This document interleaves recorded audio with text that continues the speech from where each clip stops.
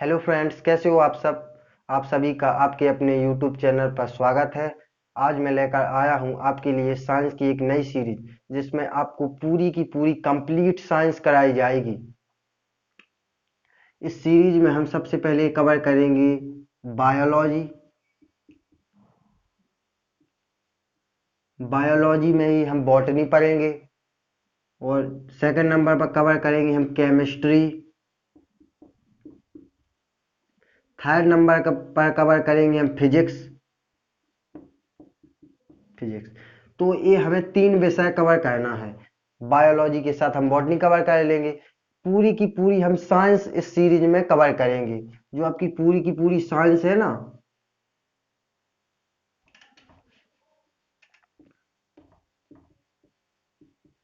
पूरी की पूरी साइंस इस सीरीज में हम कवर करेंगे। तो सबसे पहले हम कवर करेंगे बायोलॉजी। सबसे पहले हम कवर करेंगे बायोलॉजी, क्योंकि बायोलॉजी का वेटेज आज के समय में ज़्यादा है, इसलिए हम बायोलॉजी सबसे पहले कवर करेंगे। और बायोलॉजी सबसे ज़्यादा पूछी भी जाती है, इसलिए हम बायोलॉजी को सबसे पहले कवर करेंगे। बायोलॉजी में हम सबसे पहले स्टार्ट करेंगे कोशिका, यानी सेल से स्टार्ट कर रहे हैं हम बायोलॉजी को।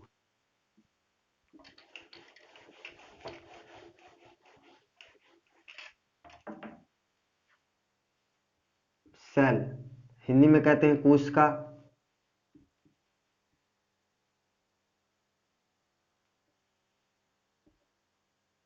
सेल को हिंदी में कहते हैं कोशिका। सबसे पहले कोशिका के बारे में, जब हम कोशिका के बारे में डिटेल में अध्ययन करते हैं तो साइटोलॉजी कहलाता है। कोशिका का जब हम डिटेल में अध्ययन करते हैं तो साइटोलॉजी कहलाता है। इसका मीनिंग समझो। साइटो का मतलब क्या होता है? सेल।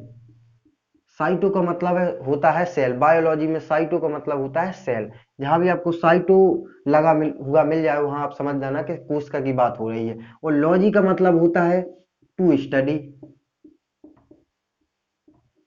यानी कोशिका के बारे में अध्ययन करना साइटोलॉजी कहलाता है। जो ये साइटोलॉजी शब्द है, ये लैटिन भाषा का शब्द है।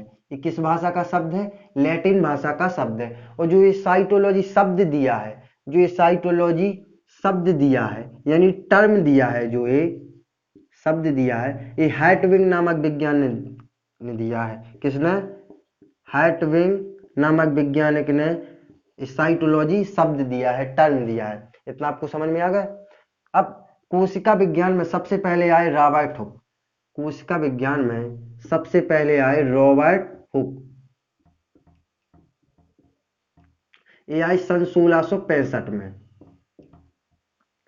तो रॉबर्ट हुक आए कितने में? सन 1665 में। रॉबर्ट हुक को फादर ऑफ साइटोलॉजी कहा जाता है। Father of cytology. कोशिका विज्ञान का जनक कहा जाता है रॉबर्ट हुक। कोशिका विज्ञान का जनक। कोशिका विज्ञान का जनक किसे कहा जाता है? रॉबर्ट हुक को। रॉबर्ट हुक ने लिविंग डेड सेल की खोज की। रॉबर्ट हुक ने मृत कोशिका की खोज की, डेड सेल की खोज की। डेड सेल यानी मृत कोशिका की खोज किसने की? रॉबर्ट हुक ने। मृत कोशिका की खोज की है रॉबर्ट हुक ने। और कैसे की? कोर्क टिश्यू से इनने की खोज। कोर्क टिश्यू से। Cork tissue. कोर्क टिश्यू देखो आप। कोर्क टिश्यू जो पेड़ होता है, पेड़ के ऊपर वाइट वाइट, पेड़ के ऊपर होता है ब्लैक ब्लैक छाल, और उसके नीचे जब हम उसको छोलेंगे तो क्या निकलेगा? वाइट वाइट निकलेगा। वो होता है कोर्क टिश्यू। तो कोर्क टिश्यू से मृत कोशिका की खोज किसने की? रॉबर्ट हुक ने की। इतना आपको समझ में आ गया।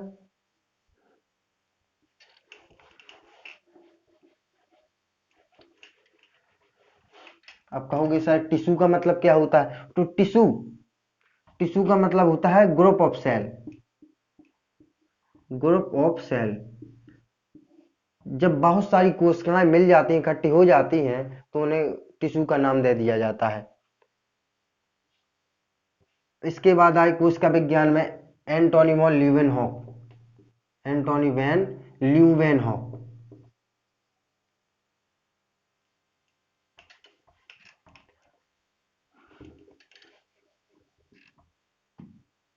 एंटोनी वॉन ल्यूवेनहॉक, ये आए सन 1674 से 1676 के बीच। इन्होंने जीवित कोशिका की खोज की, लिविंग सेल की खोज की। लिविंग सेल, अगर पूछेगा लिविंग सेल की खोज किसने की है, तो एंटोनी वॉन ल्यूवेनहॉक ने लिविंग यानी जीवित कोशिका की खोज की है। कैसे की इन्होंने, ये भी जान लेते हैं हम। जीवित कोशिका की,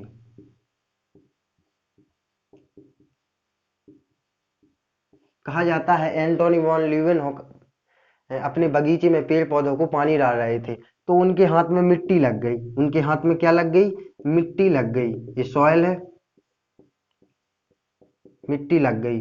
तो इस मिट्टी के अंदर एक बैक्टीरिया था। इस मिट्टी के अंदर क्या था, बैक्टीरिया था। एंटोनी वॉन ल्यूवेनहॉक गए, लैब में गए, वो तो वैज्ञानिक थे, तो उन्होंने इस मिट्टी में एक बैक्टीरिया देखा।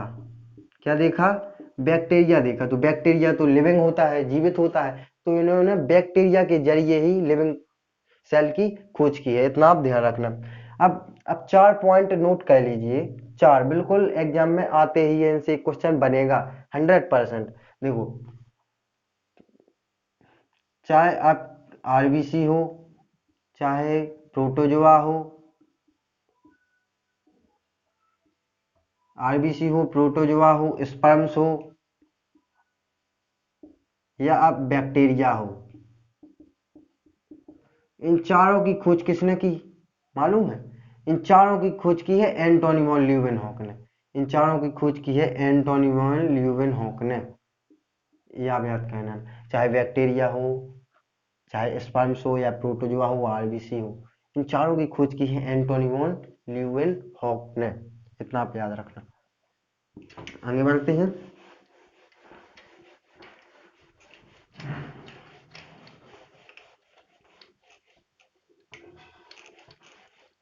इसके बाद कोशिका विज्ञान में आए ड्यूट्रोचैट। 1824 में एक ड्यूट्रोचैट नामक वैज्ञानिक आए।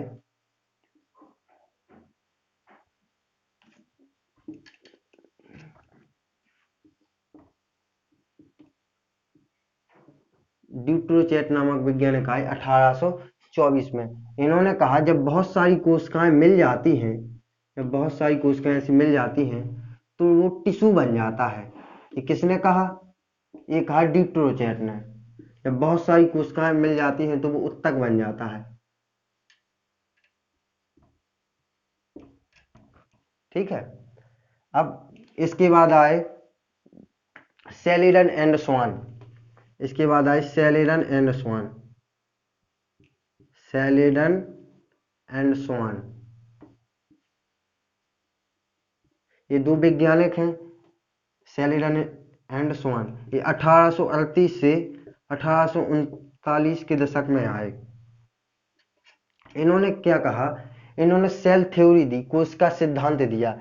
सेलिडन एंड स्वान ने 1838 से 1839 के दशक में सेल थ्योरी दी। सेल थ्योरी यानी कोशिका सिद्धांत दिया। कोशिका सिद्धांत किसने दिया, सेलिडन एंड स्वान ने सेल थ्योरी दी, कोशिका सिद्धांत दिया। समझना आप, इतना उतार लिया आपने।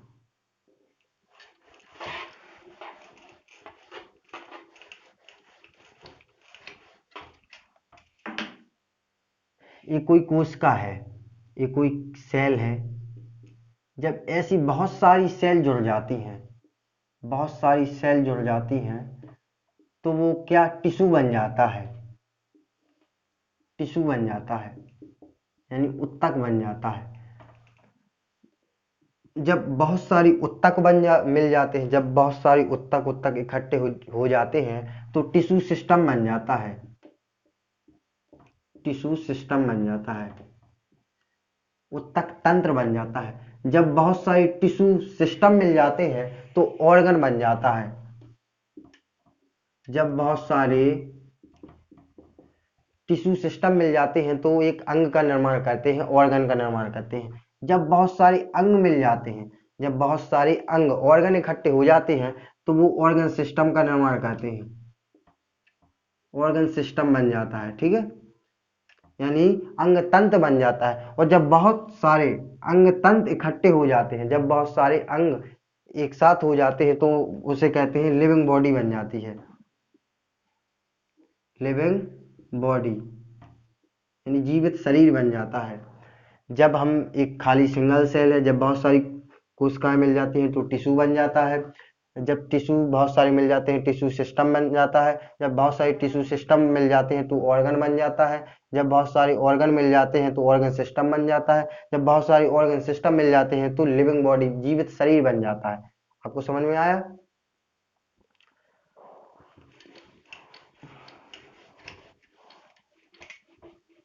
अब आपने दो शब्द बहुत बार सुने होंगे, कक्षा 6 से लेकर 7, 8, 9, 10, 11, 12वीं तक, इंटर के बाद भी किसी ने सुना होगा, मैथ वालों ने नहीं सुना होगा। यूनिसेलुलर और मल्टी सेलुलर ये जीव होते हैं। एक होता है यूनिसेलुलर, एक होता है यूनिसेलुलर यानी एक कोशिकीय जीव, एक कोशिकीय जीव, यूनिसेलुलर ऑर्गेनिज्म, एक कोशिकीय जीव। एक होता है multi cellular, multi cellular organism, organism इसे कहते हैं हम बहुकोशिकीय जीव, बहुकोशिकीय जीव। तो क्या होता है यूनिसेलुलर यानी वो एक कोश के जीव किसे कहते हैं? जिन जीव जंतुओं का शरीर, जिन जीव जंतुओं का शरीर केवल एक सेल से मिलकर बना हुआ है, जिन जीव जंतुओं का शरीर केवल सिंगल सेल के से मिलकर बना होता है उसे हम कहते हैं यूनिसेलुलर। खाली एक सेल है, खाली सिंगल सेल है, सिंगल सेल है, एक ही सेल है, इसी में अपना जीवन उसे व्यर्थ करना है। तो एक ही सेल है, जिन जीव जंतु को शरीर केवल एक कोशिका का, एक सेल का बना हुआ है उसे हम यूनिसेलुलर कहते हैं। जिन जीव जंतुओं का शरीर अनेक कोशिकाओं से, लाखों करोड़ों अनेक कोशिकाओं से मिलकर बना होता है उसे हम कहते हैं मल्टी सेलुलर। ये बहुत सारी कोशिकाएं हैं, बहुत सारी कोशिकाएं, अनेक कोशिकाएं, लाखों करोड़ों, तो उसे हम कहते हैं क्या? मल्टी सेलुलर, एक बहुकोशिकीय जीव। इतना आपको समझ में आया? जिन जीव जंतुओं का शरीर केवल एक कोशिका का बना होता है उसे हम कहते हैं एक कोशिकीय जीव। जैसे जिन जीव जंतुओं का शरीर बहुत सारी कोशिकाओं से मिलकर बना हुआ होता है उसे कहते हैं मल्टी सेलुलर ऑर्गेनिज्म, बहुकोशिकीय जीव। इसका एग्जाम्पल देख लें। इसका सबसे अच्छा एग्जाम्पल है बैक्टीरिया। मात्र बैक्टीरिया ही ऐसा है। बैक्टीरिया, हिंदी में कहते हैं बैक्टीरिया को जीवाणु, खाली बैक्टीरिया। बैक्टीरिया में ही आता है अमीबा, पैरामीशियम, ज्यादा घबराने की बात नहीं है। बैक्टीरिया में ही आते हैं अमीबा, पैरामीशियम, ये इनकी प्रजाति है। अब इसका एग्जाम्पल, मल्टी सेलुलर का एग्जाम्पल, इसमें आते हैं हमारे प्लांट्स, पेड़ पौधे, इसमें आते हैं हमारे फंगी, फंगी, कवक, इसमें आते हैं हमारे कवक, और इसमें आते हैं हमारे ह्यूमन बॉडी, ह्यूमन बॉडी, ये सब इसमें आते हैं। प्लांट्स होगा, फंगी होगा, ह्यूमन बॉडी, ये सब किस में आते हैं? मल्टी सेलुलर में आते हैं। इतना आपको समझ में आ गया? अब एक वैज्ञानिक और आए इसके बाद, एक वैज्ञानिक इसके बाद और आए जिनका नाम है रूडोल्फ विर्चो। अब इसके बाद आए रूडोल्फ, सॉरी, रूडोल्फ 1855 में आए भाई साहब रूडोल्फ विर्चो, रूडोल्फ विर्चो 1855 में आए रूडोल्फ विर्चो। इन भाई साहब ने एक शब्द दिया है बहुत ही घातक, लैटिन भाषा का शब्द है वो, ओमनीज सेलुला ई सेलुला। ओमनीज, गलत लिख रहा है आज बार बार, ओमनीज सेलुला ई सेलुला, ओमनीज सेलुला ई सेलुला। ओमनीज, सेलुला, ई सेलुला, इन भाई साहब ने ये शब्द दिया है। इसका पहले आप मीनिंग समझो। ये पहली बात तो ये लैटिन भाषा का शब्द है, ये याद रखना, ये आया हुआ है एग्जाम में। इसका मीनिंग समझो। ओमनीज का मतलब होता है प्री एग्जिस्टिंग, प्री एग्जिस्टिंग यानी पहले से ही, पहले से ही। सेलुला का मतलब होता है सेल, हिंदी में कहें कोशिका। ई का मतलब होता है से, ओमनी सेलुला, ई सेलुला, और सेलुला का मतलब होता है सेल, बता ही चुके हैं। तो इसका मतलब क्या है समझो। इन्होंने कहा अगर कोई नई कोशिका बनेगी, अगर कोई नई कोशिका का निर्माण होगा तो वो अपनी पुनरावृत्ति कोशिका से ही उसका निर्माण होगा। बात समझ में आई? अगर किसी नई कोशिका का निर्माण होगा तो वो अपनी पुनरावृत्ति कोशिका से ही उसका निर्माण होगा, ये इन भाई साहब ने कहा है। जैसे ये कोई कोशिका है, ये कोई क्या है, कोशिका है। ये कोशिका पुरानी हो गई, बहुत पुरानी हो चुकी है, ये अपने आप में डिवाइड हो जाएगी, ये अपने आप में डिवाइड हो जाएगी और डिवाइड होकर दो नई कोशिकाओं को ये कोशिका जन्म देगी, दो नई कोशिकाओं को ये कोशिका जन्म देगी। तो इसे तो हम कहेंगे क्या, पेरेंट सेल, पेरेंट्स सेल, मातृ या पितृ कोशिका, क्योंकि इसने जन्म दिया, जिसने जन्म दिया उसको क्या कहते हैं, मातृ या पितृ। तो इसने जन्म दिया इस कोशिका ने, इसको कहेंगे मातृ या पितृ कोशिका। इनने जन्म लिया है तो इन्हें क्या करेंगे, डॉटर सेल, इन्हें कहेंगे डॉटर सेल, डॉटर सेल। पुत्र या पुत्री कोशिका, पुत्र या पुत्री कोशिका, ठीक है। जब, अब एक बात समझना, एक सेल दो भागों में बटी तो जो एक प्रोसेस होती है, एक सेल दो भागों में जब बटती है तो एक प्रोसेस होती है, सेल डिवीजन कहते हैं जिसे। जब एक कोशिका दो भागों में बटती है तो एक प्रोसेस होता है, एक प्रोसेस होता है, कोशिका विभाजन होता है, सेल डिवीजन होता है, सेल डिवीजन, सेल डिवीजन होता है, हिंदी में कहते हैं कोशिका विभाजन, हिंदी में कहते हैं कोशिका विभाजन। ये हमको अलग से पढ़ना है, आगे पढ़ना है। अभी हमने सेल स्टार्ट ही की है, इंट्रोडक्शन दे रहे हैं सेल का, हमें आगे पढ़ना है, सेल डिवीजन पढ़ेंगे। इतना आपको समझ में आया? अब आप कहोगे कि हमने बैक्टीरिया का नाम तो सुना ही है, बैक्टीरिया के साथ हमें वायरस की भी याद आ जाती है, आ जाती है, डाउट होगा वायरस फिर क्या है। तो वायरस एक्चुअली में सेल है ही नहीं, हमारी मजबूरी है कि हमें उससे सेल कहना पड़ रहा है। देखो कैसे, जो वायरस होता है, जो वायरस होता है, विषाणु होता है, ये है एक्सेप्शन ऑफ सेल थ्योरी। जो वायरस है वो exception of cell theory, cell theory, कोशिका सिद्धांत का अपवाद है। कौन, वायरस, कोशिका सिद्धांत का अपवाद। वायरस जो है वो कोशिका सिद्धांत का अपवाद है। क्यों है? देखो जो वायरस होता है वो लिविंग, लिविंग और नॉन लिविंग के बीच की योजक कड़ी है। नॉन लिविंग यानी सजीव और निर्जीव, सजीव और निर्जीव के बीच की कनेक्टिव लिंक है, कनेक्टिव लिंक है, योजक कड़ी है। इसका मतलब क्या हुआ आप कहोगे? इसका मतलब होता है जो वायरस है वो लिविंग भी है, जीवित भी है और निर्जीव भी है। कैसे?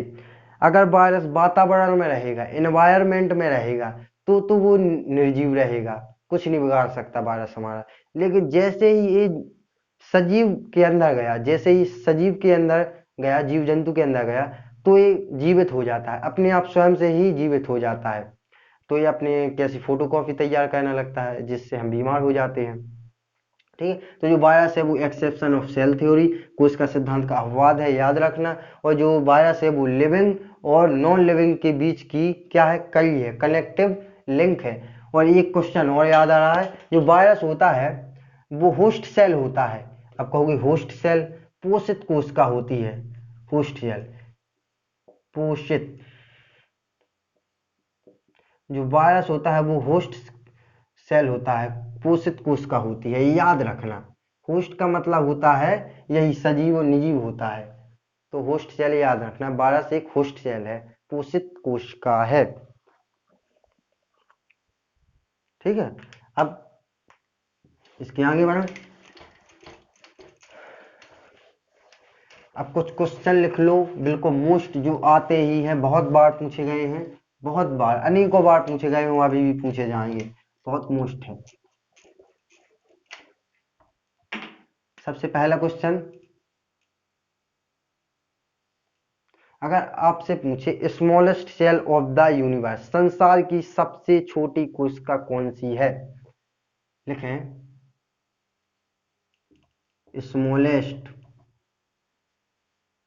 Smallest cell of the universe.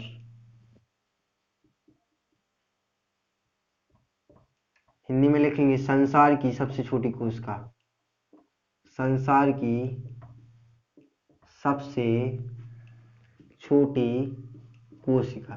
संसार की सबसे छोटी कोशिका कौन सी है, तो वो है बैक्टीरिया। कौन सी, जीव, बैक्टीरिया, जीवाणु। अब बैक्टीरिया में डायरेक्ट तो बैक्टीरिया देता ही नहीं है, ठीक है। तो smallest cell of the universe, संसार की सबसे छोटी कोशिका है बैक्टीरिया। बैक्टीरिया में ही एक प्रजाति होती है, उसे बोलते हैं माइकोप्लाज्मा, या तो देगा माइकोप्लाज्मा, माइकोप्लाज्मा क्या है, माइकोप्लाज्मा, ये बैक्टीरिया की ही प्रजाति है, माइकोप्लाज्मा। अब भाई साहब एग्जाम में माइकोप्लाज्मा भी नहीं देगा, इसके दो नाम और हैं, बच्चा इसी में कंफ्यूज हो जाता है। इस माइकोप्लाज्मा के दो नाम हैं, समझना, यही देता है। एक होता है MLO, याद रख लेना MLO, इसका हिंदी मीनिंग, वो इंग्लिश में फुल फॉर्म क्या होता है, molecule, molecule like organism, organism, याद रखना। एक फर्स्ट नाम हुआ, एक होता है PPLO, PPLO, poly pleuro, polypleuro like organism, समझो इसको। जो संसार की सबसे छोटी कोशिका है वो है बैक्टीरिया। बैक्टीरिया में एक प्रजाति है माइकोप्लाज्मा, देगा या ऑप्शन में, या देखा MLO, मॉलिक्यूल लाइक ऑर्गेनिज्म, या देगा PPLO, पॉलीप्लूरो लाइक ऑर्गेनिज्म। ये दो ज्यादा देते हैं एग्जाम में, ये दो, या तो MLO देगा या PPLO देगा, या बैक्टीरिया देगा या माइकोप्लाज्मा देगा। ये नहीं होता, ये बहुत टीचर लोग ये नहीं बताते MLO PPLO, इसी के ऊपर छोड़ देते हैं, तो बच्चा कंफ्यूज हो जाता है, क्वेश्चन कहाँ से आ गए, इसमें तो है ही नहीं, ना माइकोप्लाज्मा ना बैक्टीरिया, तो ये याद रखना।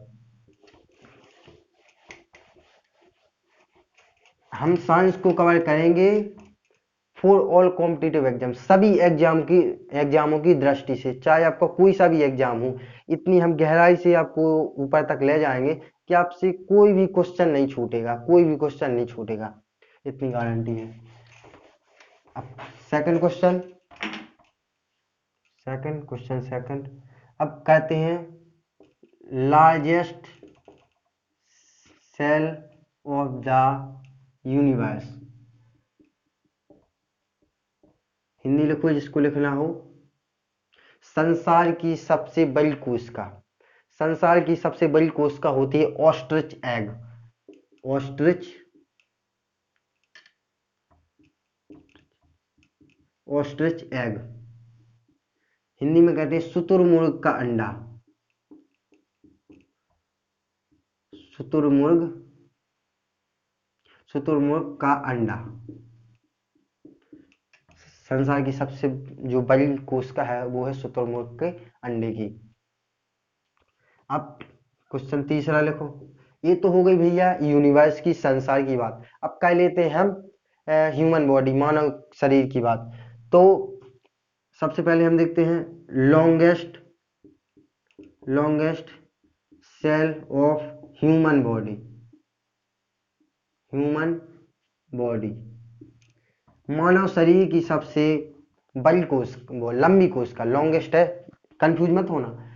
मानव शरीर की सबसे लंबी कोशिका कौन सी है? लंबी, जो लंबाई में है, मानव शरीर की सबसे लंबी कोशिका है वो है न्यूरॉन सेल्स। न्यूरॉन सेल्स यानी तंत्रिका कोशिका, जो हमारे ब्रेन में पाई जाती है, तंत्रिका कोशिका। मानव शरीर की सबसे लंबी कोशिका ब्रेन में होती है, जिसका नाम है न्यूरॉन सेल्स। ठीक है, ये हमारी ब्रेन में होती है न्यूरॉन सेल्स, तंत्रिका कोशिकाएं। तो इतना आप याद रखना। चौथा question, largest cell of human body.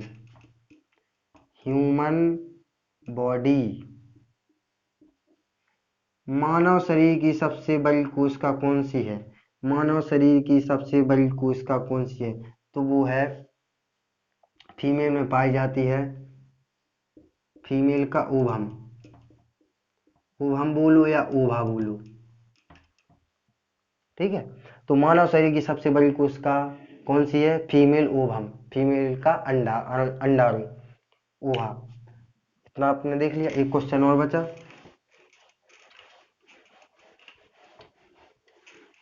ये क्वेश्चन बहुत इंपॉर्टेंट है, बहुत बार पूछे गए हैं। कितना, 4 हो गए थे? 5वां, smallest cell of human body. मानव शरीर की सबसे छोटी कोशिका, लिखते चलो हिंदी। मानव शरीर की सबसे छोटी कोशिका कौन सी है? तो वो है, मेल में पाई जाती है, मेल का स्पर्म, हिंदी में कहते हैं शुक्राणु स्पर्म को। मानव शरीर की सबसे छोटी कोशिका क्या है? मेल के स्पर्म्स यानी शुक्राणु।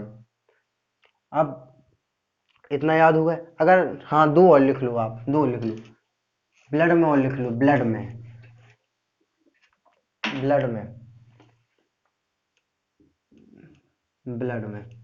ठीक है, ह्यूमन ब्लड में सबसे बड़ी कौन सी होती है? लार्जेस्ट ब्लड सेल, ब्लड में पाई जाने वाली सबसे बड़ी कोशिका, तो वो होता है WBC, व्हाइट ब्लड सेल्स बोलते हैं इसका फुल फॉर्म, आगे देखेंगे। और स्मॉलेस्ट सेल ऑफ, नहीं, स्मॉलेस्ट ब्लड सेल लिख लो। ठीक है, स्मॉलेस्ट ब्लड सेल, ब्लड में पाई जाने वाली सबसे छोटी कोशिका कौन सी है? तो वो है WBC, वो है RBC, रेड ब्लड सेल्स। हो गया? इतना आपको याद हो गया? समझ में आया इतना आपको? तो हमारा जो कोशिका का इंट्रोडक्शन था वो पूरा समाप्त हुआ। आज के लिए इतना ही, मिलते हैं नेक्स्ट वीडियो में। वीडियो को ज़्यादा से ज़्यादा शेयर करें, लाइक करें और दोस्तों को ज़्यादा से ज़्यादा बताएं। धन्यवाद। आज के लिए इतना ही, मिलते हैं नेक्स्ट वीडियो में।